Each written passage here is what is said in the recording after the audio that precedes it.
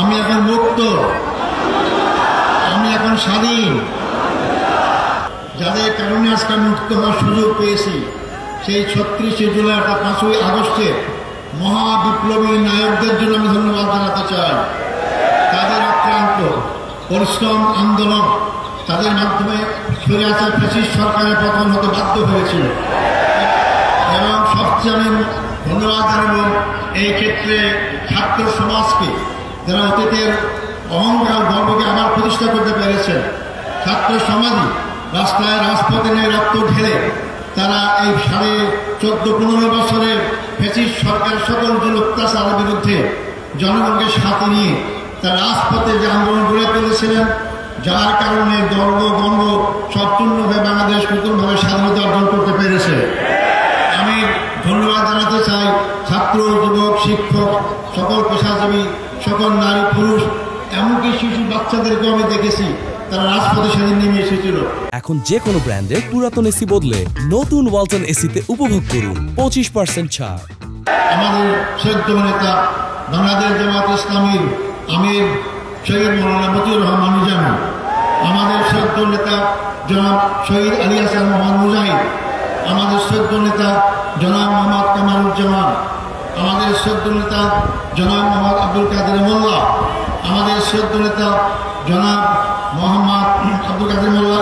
এরপরে সবচেয়ে দুঃখজনক হচ্ছে যে আমাদের সমাজ শ্রদ্ধার পাত্র, সারা দুনিয়ার পরিচিত আন্তর্জাতিক খ্যাতিসম্পন্ন আলেমের দিন হযরত মাওলানা বিলাল হোসেন সাঈদীকে বিনা চিকিৎসায় হত্যাকাণ্ডের ষড়যন্ত্র হত্যা করা হয়েছে। আমি এটাকে সবাইকে স্মরণ করছি।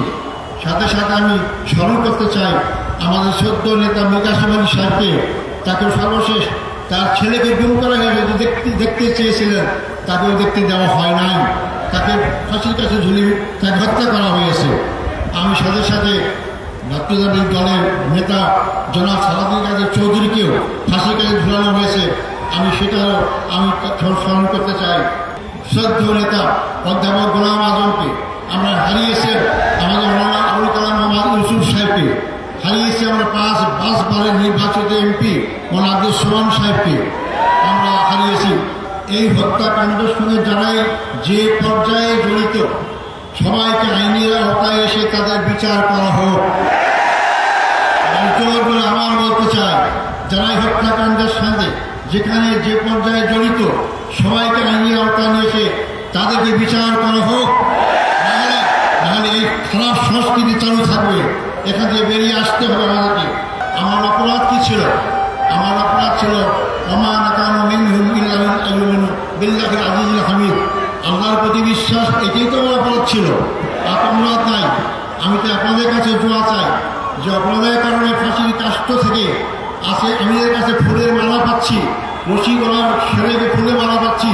আমি যদি আজীবন সেই ইসলামী আন্দোলনে আমার জীবন থাকতে, রক্তবিন্দু এক ফোঁটা থাকতে এই আন্দোলনে যদি শহীদ হিসেবে মৃত্যুবরণ করতে পারি, সে তৌফিক আমাদের কাছে কামনা করতে চাই।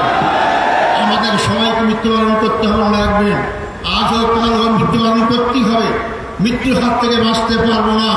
আব্দুল কাদের মোল্লা ভাই আমার আমির ছিলেন।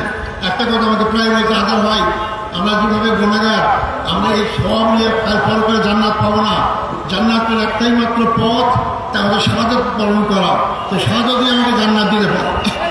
তাই যে দল, যে জাতি, যে ব্যক্তি শাহাদাত তামান্না করে এগিয়ে যায়, সেই দল, সেই জাতিকে কেউ দমাতে পারে না।